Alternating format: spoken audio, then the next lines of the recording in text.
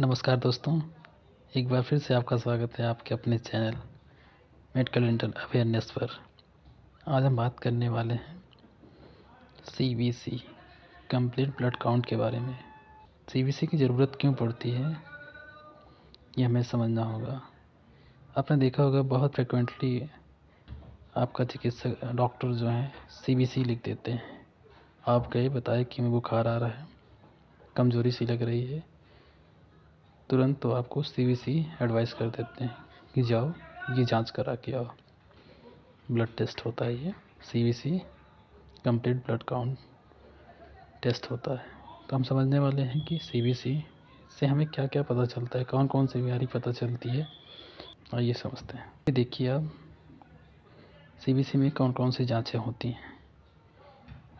Number 1 पे आपको दिख रहा होगा, हेडिंग में देखिए टेस्ट नेम पे सबसे ऊपर हीमोग्लोबिन की जांच होती है। सबसे पहले हीमोग्लोबिन आपको पता होगा, अगर कम है तो लोग कहते हैं खून की कमी है, एनीमिया है आपको।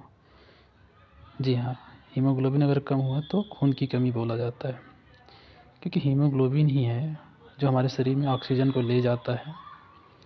और आप जानते हैं कि ऑक्सीजन अगर हमें नहीं मिलेगा, ऑक्सीजन कम मिलेगा तो हमारे शरीर का ग्रोथ प्रभावित होता है। कोशिकाओं को ऑक्सीजन नहीं मिलेगी तो आप समझ सकते हैं सही से वो काम नहीं करेंगी, ग्रोथ नहीं होगा उनका, बहुत सारी प्रॉब्लम हो सकती है। इसलिए अगर हीमोग्लोबिन की कमी होगी तो आपको थकान लगेगी, बेचैनी होगी, घबराहट हो सकती है, किसी भी काम में आपका मन नहीं लगेगा, थके थके से रहेंगे। तो सीबीसी में सबसे पहली जांच जो होती है उसकी हीमोग्लोबिन की होती है। आप यहाँ पे नॉर्मल रेंज देख रहे हैं, इससे कम हुआ तब भी प्रॉब्लम, इससे ज़्यादा हुआ तब भी प्रॉब्लम। किस किस परिस्थितियों में हीमोग्लोबिन कम होता है आप देख सकते हैं। एनीमिया मतलब खून की कमी है, ब्लड लॉस हो गया, कहीं एक्सीडेंट हो गया, आपका ब्लड लॉस हो गया, आपका खान पान सही नहीं है, आप अच्छी डाइट नहीं ले रहे, न्यूट्रिशियस डाइट नहीं ले पा रहे हैं आप, माल न्यूट्रिशन जिसको बोलते हैं। कब किस केस में हीमोग्लोबिन बढ़ जाता है? हाइपोक्सिया, जब हाई एल्टीट्यूड पे चले जाएं, ज़्यादा पहाड़ी पे चले जाएं, ज़्यादा ऊंचाई पे ऑक्सीजन का लेवल कम होता है, वहाँ पर जाएंगे तो आपको ऑक्सीजन की कमी हो जाती है। उस कंडीशन में हमारा हीमोग्लोबिन बढ़ जाता है। दूसरी जांच है packed cell volume. Packed cell volume को समझने के लिए सबसे पहले हम आगे चलते हैं, यहाँ समझते हैं ब्लड के कंपोनेंट के बारे में। जी हाँ, ब्लड के कंपोनेंट समझते हैं। ब्लड में हमारे 55% प्लाज्मा होता है, एक तरह से कह सकते हैं पानी होता है, और 44 और 1 ये 45% ये दोनों मिला के सेल्स होती हैं। जो ब्लड हमारा होता है, जो ब्लड होता है हमारा, इसमें 55% पानी और 45% ब्लड सेल्स होती हैं, कोशिकाएं होती हैं। सेल्स में रेड ब्लड सेल जो होता है, इसी रेड ब्लड सेल्स पर हीमोग्लोबिन लगा होता है। वाइट ब्लड सेल्स और प्लेटलेट्स, ये 3 तरह की सेल होती हैं। रेड ब्लड सेल्स पे हीमोग्लोबिन लगा होता है। जो पैक्ड सेल बायोम होता है वो इन जो सेल्स का बायोम होता है इनको पैक्ड सेल बायोम कहते हैं। ये जो 45% हो रहा है ये होता है पीसीबी, पैक्ड सेल बायोम। तो पैक्ड सेल बायोम अगर कम हो रहा है तब भी आपके शरीर में खून की कमी होगी, क्योंकि सेल्स कम होंगी तो खून की कमी होगी ही होगी। ये तब होता है जैसे ब्लड लॉस हो गया। पीसीबी कब बढ़ जाता है? पीसीबी जैसे आप बहुत डिहाइड्रेटेड हैं, पानी कम पीते हैं, या जल गए हैं, या उल्टी हो रही है, दस्त हो रहा है, उस कंडीशन में शरीर में पानी की जब कमी होती है तो ऑटोमेटिक ब्लड सेल्स बढ़ जाती हैं। बढ़ती नहीं है, वो उतना ही रहती है, लेकिन पानी की कमी होगी तो उस रेशियो में ब्लड का जब पानी कम होगी तो सेल्स ज़्यादा, उस रेशियो में सेल्स बढ़ जाती हैं। आरबीसी काउंट, तीसरी नंबर की जांच जो होती है आरबीसी काउंट होती है, रेड ब्लड सेल्स की काउंट होती है। ये भी आप देख सकते हैं किन कंडीशन में घटता है, ब्लड लॉस हो गया, एनीमिया हो गया, इन सब कंडीशन में ही आरबीसी घट जाता है। एमसीवी, चौथी नंबर की जांच जो है मीन कार्पस्कुलर बायोम, ये हमें बताता है कि एक सिंगल आरबीसी का, उसकी लंबाई चौड़ाई बताता है कि एक सिंगल आरबीसी की लंबाई चौड़ाई क्या होती है। इसकी लंबाई चौड़ाई कब बढ़ जाती है? जब विटामिन B12 या फोलिक एसिड की डिफिशियंसी हो, हमारे लीवर में कुछ प्रॉब्लम हो, आप अल्कोहल ज़्यादा पीते हैं या आपका शुगर बढ़ा रहता है, तब ये MCV बढ़ जाता है। अगर आपके खाने में आयरन की कमी है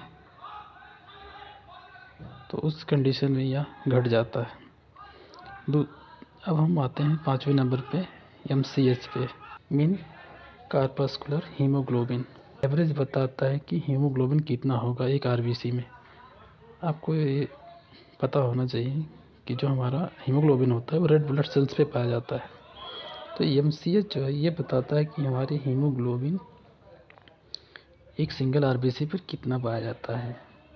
अगर हमारा MCH कम है जिसका मतलब है कि कोई ऑटो इम्यून डिजीज़ है, कैंसर भी हो सकता है। ऑटो इम्यून डिजीज़ मतलब जो शरीर की हमारी इम्यूनिटी है वो कोई बीमारी बना रही है, उसको ऑटो इम्यून डिजीज़ बोलते हैं।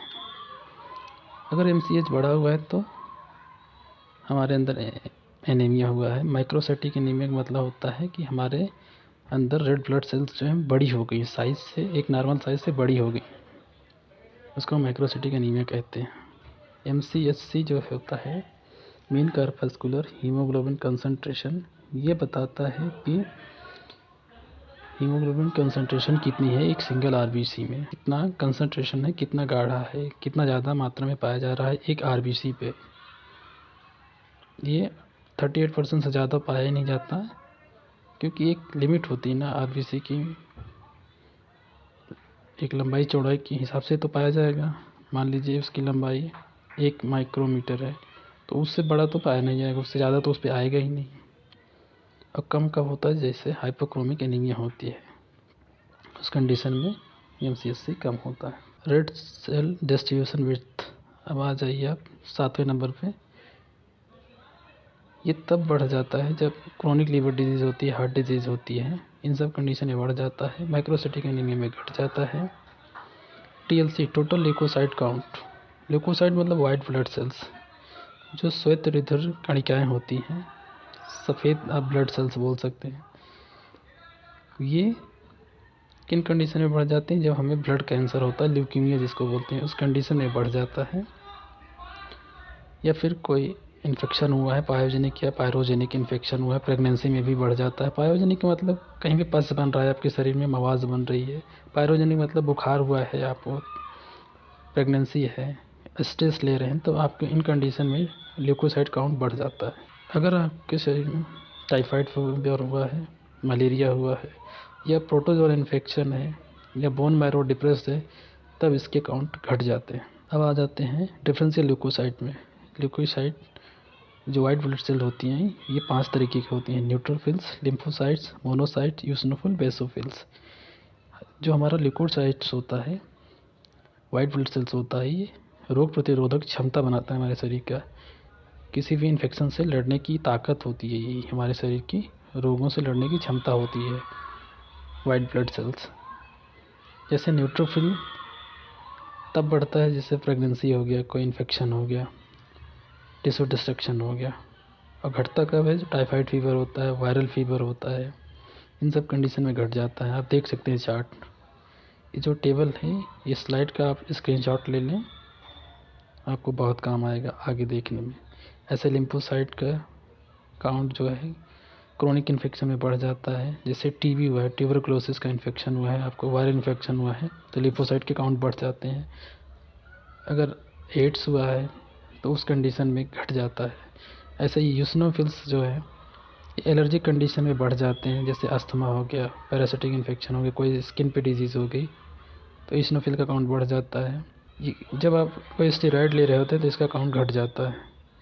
ऐसे बेसोफिल्स है, इसका काउंट जैसे कोई वायरल फीवर जैसे chicken pox, small pox, TB में भी एक बढ़ जाता है, इन्फ्लुएंजा में बढ़ जाता है, TB, chicken pox, small pox में बढ़ जाता है।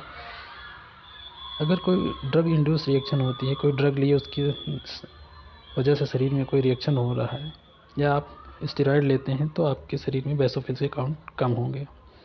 सबसे लास्ट में प्लेटलेट्स देखा जाता है।